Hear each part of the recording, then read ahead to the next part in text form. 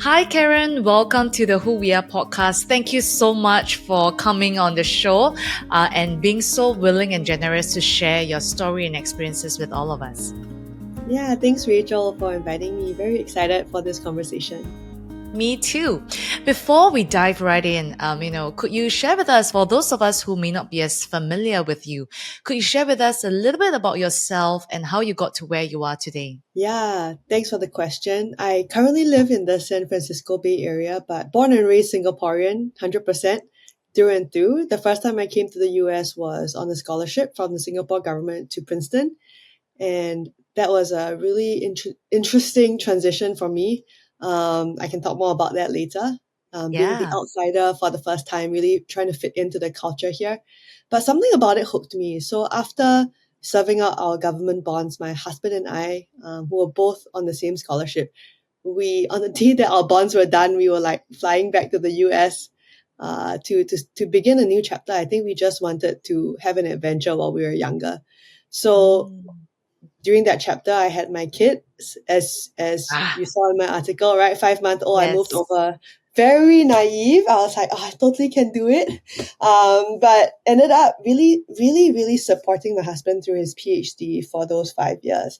And while the Singapore government gave me a really wonderful role leading global talent operations, I think it really put some of my dreams on hold to support his PhD dream and also to raise the children when they were below 5, right? So only recently, then I hopped out, joined a high growth startup from seed stage, Series A to Series B. We raised like $150 million. So really rode that growth curve with the startup and finally decided to start out on my own. So right now, I run a global Amazing. consulting firm. I work with tech companies, growth stage tech companies in Silicon Valley and Singapore. And I also run Inherent, where I really focus on helping women through transitions and critical moments of life, including very Wow. challenging workplace situations. Amazing. I don't know how you juggle with so many different roles and projects in your life. But, before we get there, could you Mhm. bring us back to your growing up years, Karen? What experiences or influences from your childhood and early life have shaped who you are today? I grew up in a very close knit family. Actually, there were my my 12 cousins. We all lived in walking distance of each other, and we saw each other a lot. Right, the families were really there for each other. At the same time, there were lots of difficult tragedies that happened when I was growing up. I think what I realized was, wow, I really, really value this idea of being in it together.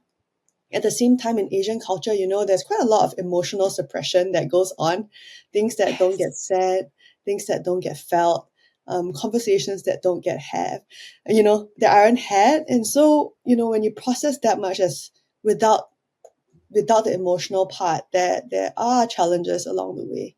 And as a child, even as a child, I thought, wow, I wish that we could talk about the elephants in the room and the big feelings Mm. and process that and the relationships that are falling apart because it's hard. Why can't we talk about it? And I was always the one who asked, and I Wow. was a bit of that countercultural kid. It was like, let's talk about how we're feeling now, right? Yeah, Amazing. Yes, yeah. because I think for us growing up, right? I mean, for a lot of us, feelings Mhm. like that tend to get swept under the carpet. And we Yeah. actually, were not taught to even the language to use or the right or how to even describe what we're going through. So how was it Mm. like navigating that phase where you were curious, you wanted to talk about it, yet no one was really talking about it? Definitely. I think I went to school and made my friends talk to me about it. And that's why my friends used to call me Oprah because I really just wanted to know, like Mm. the meaning of life and what it means to be human. And, growing up with very Asian parents, you don't get to talk about that, right? And so I went to school and I asked them all these questions and they would look at me and be like, okay, I guess we'll talk to you about it. So that was that was how because adults Mm. in our generation in our parents' generation didn't really have the language for it. Yeah. Yeah. Yeah. And also then, going to then your early career, what were hmm some of the pivotal moments you think that really shaped your leadership style and professional journey? I really, really enjoyed my first job, and that was in the Ministry of Finance. And I was working for DPM, then DPM Daman, Shumugaratnam, under social programs. And I really joined the government because I wanted to build a more equitable society. I count myself very lucky that, change came when I was in that portfolio. That was about 2010, 2011. We looked at how do you make a society that really dignifies people, where services that we give, even social services for the low income, is dignifying, Mm. right? How do we make sure that everyone has a fair shot, right? Let's move away from this just a rising tide lifts all boats mentality and really look at how we design for dignity. And DPM Taman really, really represented that. And I remember him telling me, Karen, I want you to tell me what you think, right? Write those proposals. I want to read them. And there were things that I wrote and researched and hid away. And when the time came, he was like, yeah, let's do it. So I think he was just one of Amazing. those leaders who played the long game, like walked the talk. And it just happened that I overlapped with him when there was a time for momentum towards these changes in Singapore society. So I will always remember that as a very pivotal moment that taught me the value of public service, but also patience, Mm. right? Because generations before me laid the groundwork for some of these changes to happen in the last decade in Singapore. Yeah. Yeah, thank you for sharing that. And after that, like you shared early on in the beginning of the podcast, also that you moved to Silicon Valley. So, how Mm-hmm. did your experiences, you think, in the Singapore government differ from those in the startup ecosystem of the Silicon Valley? What Yeah. unique challenges did each of them present?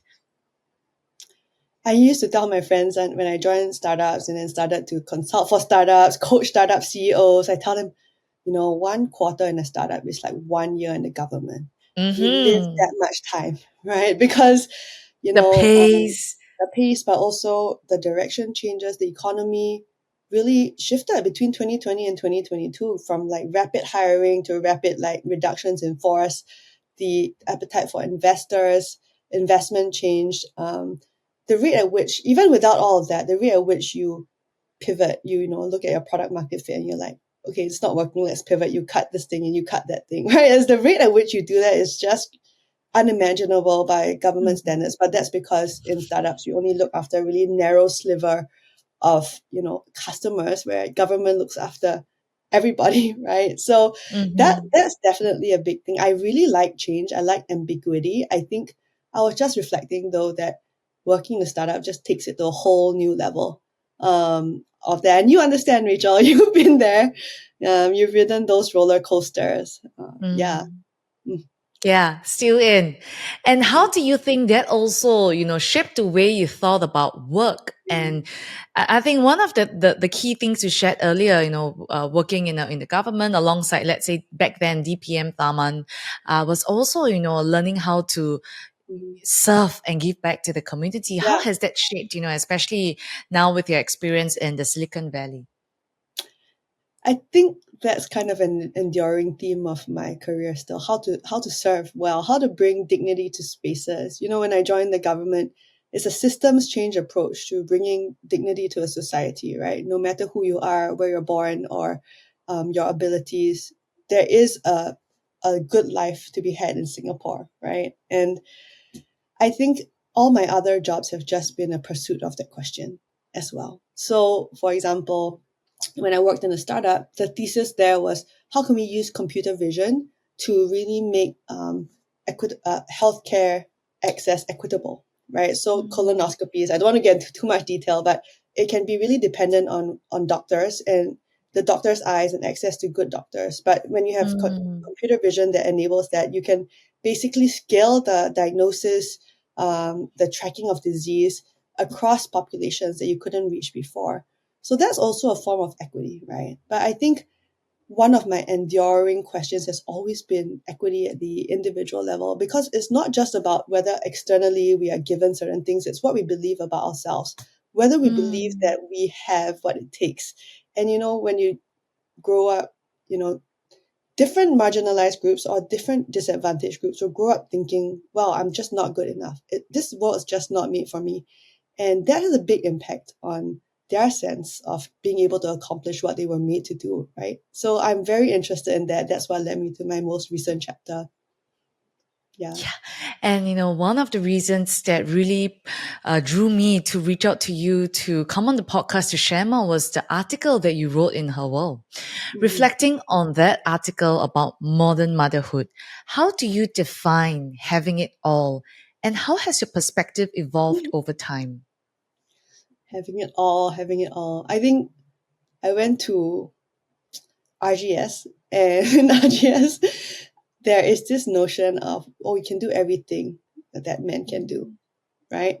Down to, oh, you can cheer in a low voice like men. I'm still like, what in the world are you thinking?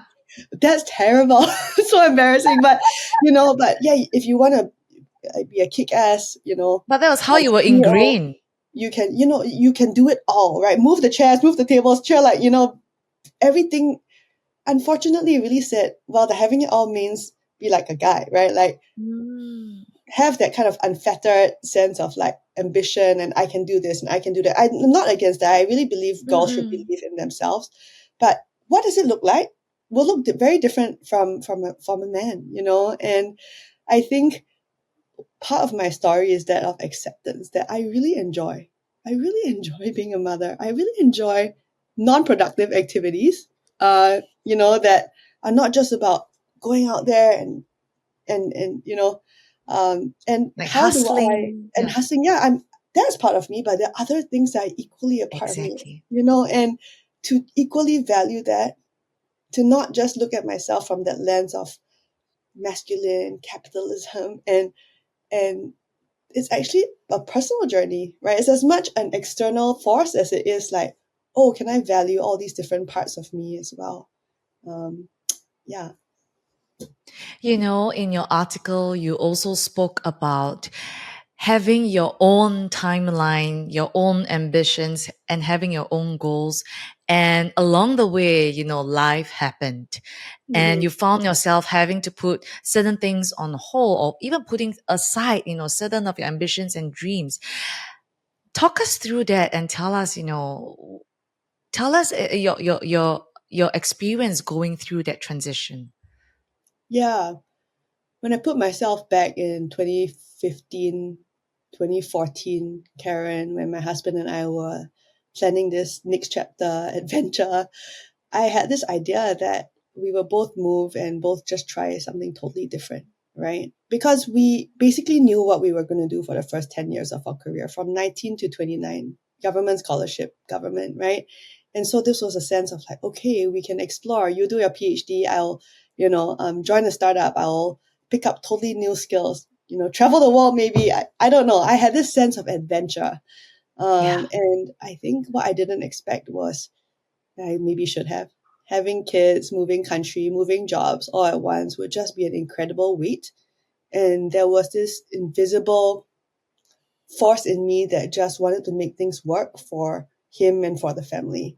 And now that's not a bad thing. I think I just didn't realize how strong that conditioning was.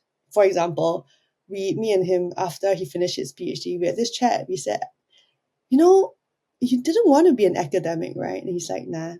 Why didn't you stop at your masters so that once you stop at the masters you get that's AI and statistics, you can quite easily get a good job. He's like, well, never thought about it, right? I said, but I was really tired working two jobs and looking after the children. It would have been nice to not have that financial pressure. And we just said, oh yeah, we didn't even think about it, right? We didn't even talk about it. I think I adopted this default to really just revolve around him and the family. And we had to, Mm. that's not a bad thing, right? And maybe it's even expected of us as Asian females, but I think I would have liked for us to have more of that conversation earlier on. And we've had to rework some of those marriage dynamics as a result. Yeah. Instead of just sailing through life and Yeah. taking everything on, taking like the responsibilities and the burdens of the family without talking it through explicitly with our partners, right? Could you describe to us what was life like when you were living in the valley, going through all of that sacrifices? Because maybe for some of us, we may not fully, be able to picture what is it like there. Yeah, so I was running global talent operations for Prime Minister's Office Smart Nation, which means I was really looking at building the mechanism to attract global talent, tech talent to Singapore to work in the government. But also then I took a second role with EDB to attract it for all of Singapore, which is how I started working with startups as well, right? Like new visa programs, new on-ramps for talent, all of that. So that kind of job, I was working London, Singapore, New York, SF hours. I would say 6 a.m., 7 a.m., 11 Insane p.m., time right? Just zones. around the Yeah. clock. But also because there's high political interest in some of what I was doing, yeah, I had to stay up Singapore time and make sure I was responsive to the ministers there and what was being asked there. I think what happened for me then is then I end up working around the clock, right? If you wake up at 6 a.m. and 7 a.m. start working, even if you take 2 hours off in the day, your brain doesn't turn off. So I really Yeah. got used to this idea of working around the clock. And like many moms know, if you're not working, you're with your kid. If you're not with your kid, you're working, right? So And it how was old was just, your kid then? my kids were once born in 2016 and one in 2018. So they were like both below 5 at the time. COVID hit as well. And, lots of crisis No help. response, No help. no help, but also crisis response. My team members, I was in charge of them. It's like we're in the market, people are dropping like flies, like Karen, like there's an emotional load of being a leader as well. So there's emotional, you know, physical exhaustion. Also, when I started the role, I was the only one out there for my function. And it was very, very lonely. I had to do everything from start to finish and very lonely, kind of bridging tech and government, Silicon Valley and Singapore. So there was that additional layer of isolation, right? Which I was not used to because I always had really wonderful co-workers. So you can imagine that was a very isolating and challenging season for me to put a lot of what I wanted on hold in that time. But having said that, I still enjoyed many parts of it. It's never like 100%, right? Yeah. Mm. What got you through that season and what got you to a point where you decided, you know what, I need to do something about this? Yeah.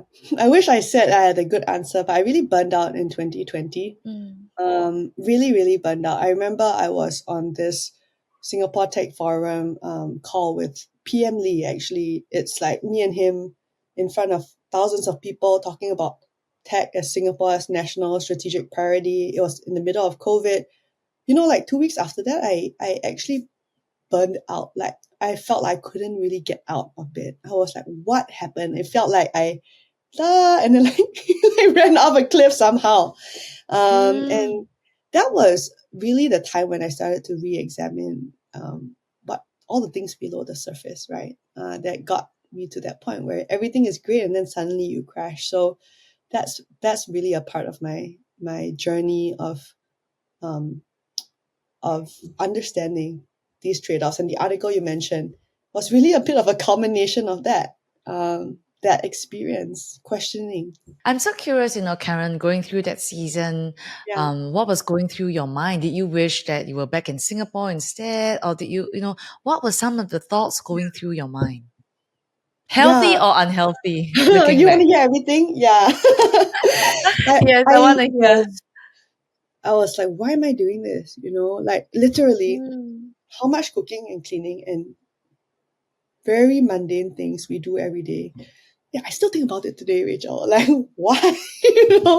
Now that my kids are older, I can see, okay, like they actually do a lot of housework. They're like, they take responsibility in the household. But Mm. I think, big, Singapore, actually, the design of our country is people who are educated should do high value work, right? And then if, outsource the things that are easy to do. That's the way that our society is built for productivity. And I think growing up in that kind of culture, DIY, like Americans do, was just like foreign to me, right? And so I think I Mm. was quite spoiled. And I frequently questioned. I wanted to drop the kids off, do whatever I wanted for a bit, even have some breathing room. I would like look on Instagram sometimes. Oh, my friend went to this country and that country without their kids. That's not possible for us. Um, what else? I really felt that quite constrained in pursuing my own aspirations for a long time. Yeah, because I wanted to make sure that the children were well taken care of, that one of us would be able to be on call, right, with no family support or fallback network. Yeah, so that are some of the things that, and also I was like, why am I doing this for him? You know, like does he care about me the same way that I think about him? And So that how do you was reconcile all of that? like very difficult conversations. You know, we even sat down one time and I said, okay, Kenneth is my husband. He's really great. You you give me a lot of permission, but I need you to think on my behalf. I need you to initiate on behalf of me because you know that how I am. I tend to look after everybody before I look after myself. And he is a really good learner. So he started to be like, you know what? I think you should really go for that conference. You want to take that additional certification? Go for it. I'll look after the kids.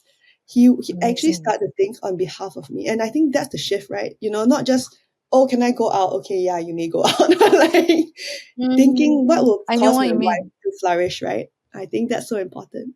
Yeah. Amazing. And what a great partnership that is. And also kudos Yeah. to him for taking in that feedback so well, you know. Having the experience of living the life outside of Singapore, taking care of young children, growing a family, growing a career, and of course, you Yeah. know, ensuring that your marriage thrives as well. What are your thoughts and perspectives around, you know, having it all and the construct that we have in Singapore? Yeah, you know, the construct that we have. Again, I go back to my days as a policymaker when you design an optimally productive society. I used to look after the marriage and parenthood portfolio, right? And that includes all the tax reliefs and childcare subsidies and bonuses that working mothers get because society is designed that you go work full time because we need every single breathing human working, right? Oh, we want that. We want that. Resource, We do yeah. like that. It's our And only as a resource, result, yeah. yeah, as a result, we see quite a narrow. If things tend to work well, if you want to be a dual income family with a helper and uh, grandparents living close by, it's like very comfortable. But if you have other interests or values, non-monetary values, or you just want to spend more time with your children, you want to do a job that doesn't do make that much money but is a passion project, you actually find yourself start to fall out of range of this track, right? And so breaking default is actually very, very hard in Singapore by design. Um, that's why I find having it all this idea of like, oh, two careers, um, money, like a certain type of childcare arrangement that can feel very suffocating when people start to have different values at different stages of their lives. And I've seen many women struggle with that in Singapore as a result, as opposed to the US, where it's like, do whatever you want. There's very little support. All of you are going to be super haggard and not have much, life outside just work and childcare. But it's, if no judgment whatsoever, right? It's like this Yeah. completely any path possible. Yeah. Yeah. You know, I love that you're saying that because it's almost like we have it all set up in Singapore for us to have it all, to have Yes. a growing Mhm. career, to, you know, ensure that our kids are well brought up in good schools and whatever that even means, you know.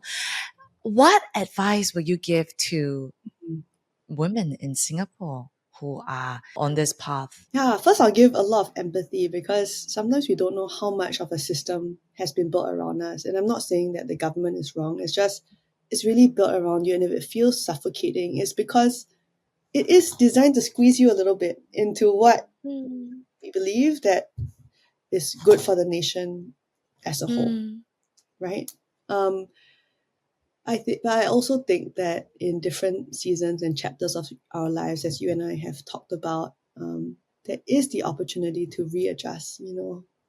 How much you want to be really spending time on work, how much you want to be spending time with your children, how much you want to be spending time on yourself, or just on relationships that are not economically productive but bring you joy, connection, right? And when things happen, don't wait till tragedies happen to just readjust your portfolio one big time, right? Like let's constantly be doing it because we evolve. Karen, based on the construct that Mm-hmm. Singapore has, especially for working moms or Mm-hmm. just moms or women in general. What do Yeah. you think are some of the sacrifices we tend to have to make, in pursuing our life path? One of the most common things I hear among Singaporean women is, but we're very lucky already. And on one Mm, level, that's true, right? Like, there are few places in the world where women um, get access to the types of opportunities we have and support mm, structures that we do. At the same time, it's back to what we initially talked about. There are layers of emotional suppression, of beyond duty and role and honor. What is it that mm. like who am I? What do I want? What's the call on my own life in this season, right? What makes me happy? And Oh. not saying that in a selfish way, right? But that Mm. space for expression, I think, is quite limited. One of my friends, she went to um, Singapore, and she talks about gender equality. She sits at these boardrooms, and they were like, no, lah, it doesn't exist. There's no gender inequality here. And I think it's just, there's many layers, right? Of, no, we're very lucky. So let's not even be able Yeah. to talk about the harder things. I think Mm. that does cost you, right? I wonder how you feel. For me, I grew up in Singapore, basically in Singapore all my life. And well, that's why it resonated so much with me when I read your article on her woe.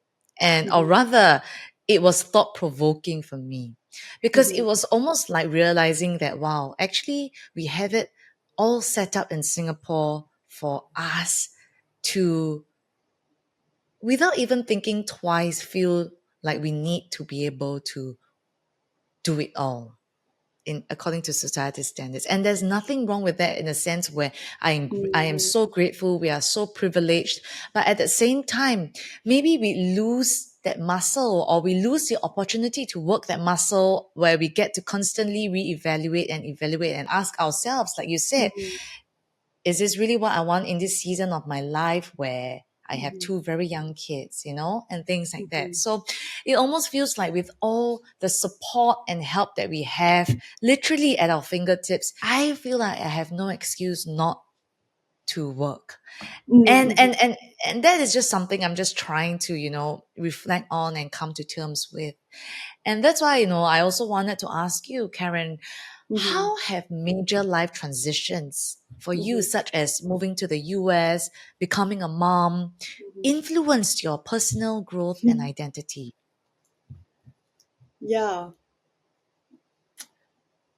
I think coming face to face with limits actually gives this gift of clarity. I tell my friends that, and if I didn't move to the US, I don't think I would have kind of moved down this path of kind of outsourcing my children. Not that it's bad, right? But the way that I would have done it is almost be afraid that I can't do it. That actually I'm Mm, not maternal enough. That there's something in me that's lacking. So activate everybody else who's better at caregiving. I have zero confidence in myself as a mother, zero. Because I just never thought of myself that way. And it really gave me this chance to really practice the skill, learn the skill, and find out, oh, I love it. I'm good at it. I'm not terrible. And yeah, there's still parts of it I don't enjoy. Like I don't really enjoy the baby stage, but I really love it. And that's why I I think men should have the opportunity too, right? Like it just takes time mm, sometimes, and it takes hard mm, stuff to be like, oh, I can do it. It's like practicing the piano. Suddenly you're like, mm. I enjoy it. But it does take that foundational time. And I think being in the US gave me that foundational time, even though I railed against it. I railed against like how much it constrained my freedom. Uh, Yeah. it turned out to be a very beautiful thing. So the gift of Mm, limits is that it gives us that foundational time and that clarity, right? As to what we really amazing. value. Yeah. For us as well, I truly believe, Karen, that it takes a village to build a Yeah. strong home, to build a strong Yeah. family, to build a strong team. How critical have support systems such as family and friends or even professional networks been in your journey, especially for you, where you are, so far away from home, where I assume most of your support system is at? And how do you cultivate and maintain these relationships? Yeah.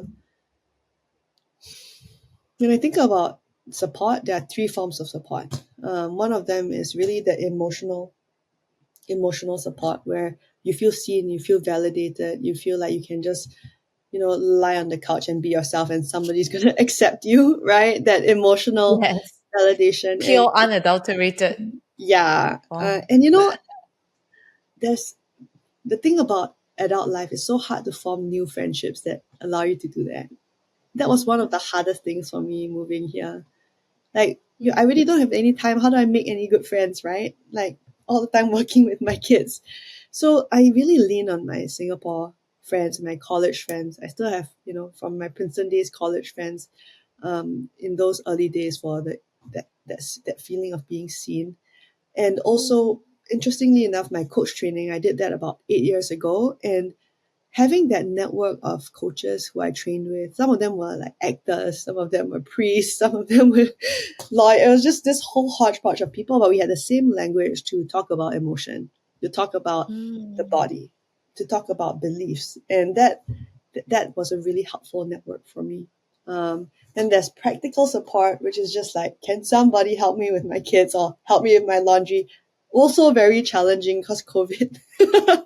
My Yeah. husband, thankfully, is a very good housekeeper. But here you just have to pay for it. And only Mm. recently have we found friends, younger couples who really enjoy our kids, older couples who just want to hang out with us. Only very recently, that's Mm. 7 years into the journey. So it was a very lonely journey for me, to be honest. And then there's the third piece, which is like expert support, right? People who help you with specific tasks in your career, coaches, therapists, lawyers. You also need that good network of support. So I always tell women there are three forms of support. Just because your practical stuff is working doesn't mean that you feel like seen and that your identity needs are being met.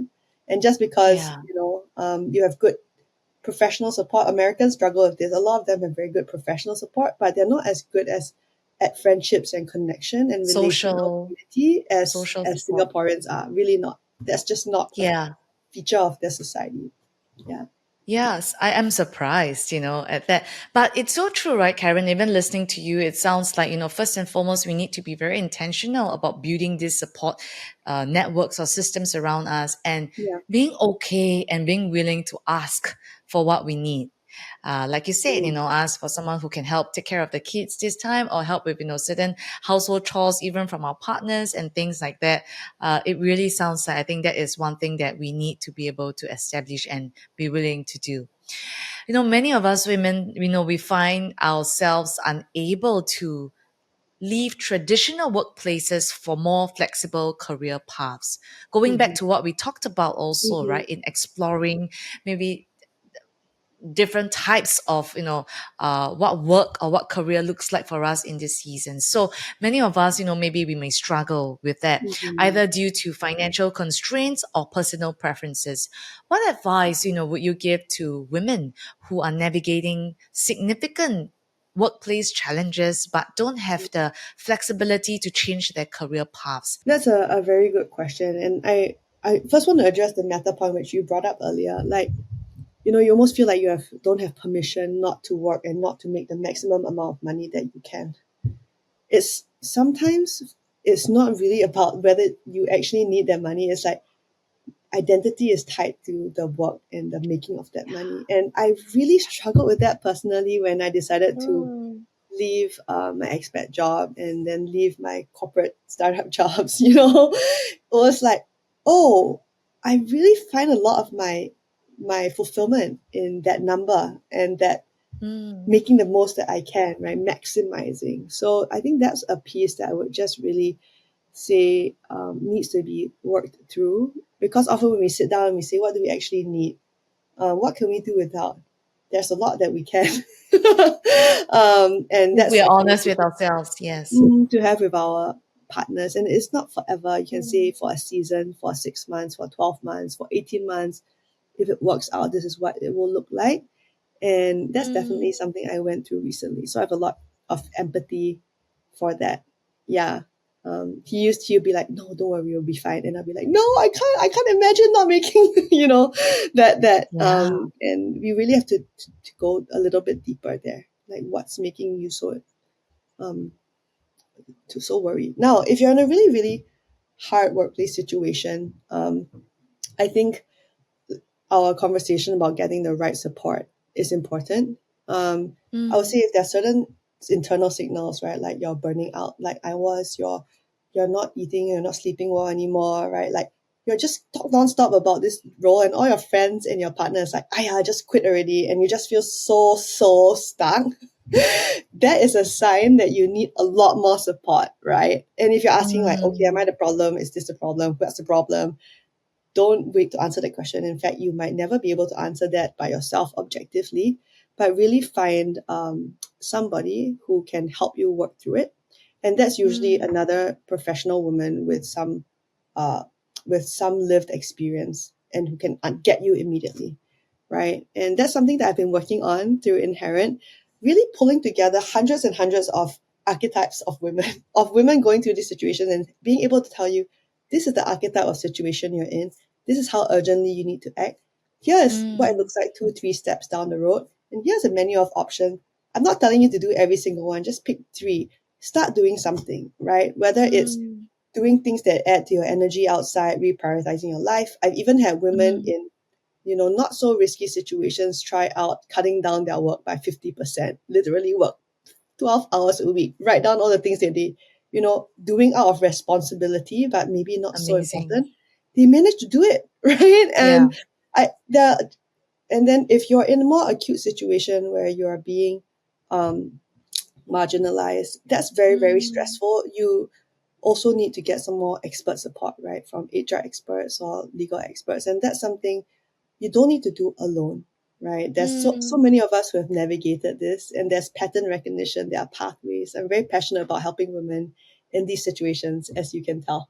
If you could go back in time, what Mhm. advice would you give to younger Karen who's just starting out in your career and personal life? Life is really, really messy. Don't judge whether it's going well by the absence of mess. Often, mess is the context in which the greatest growth happens.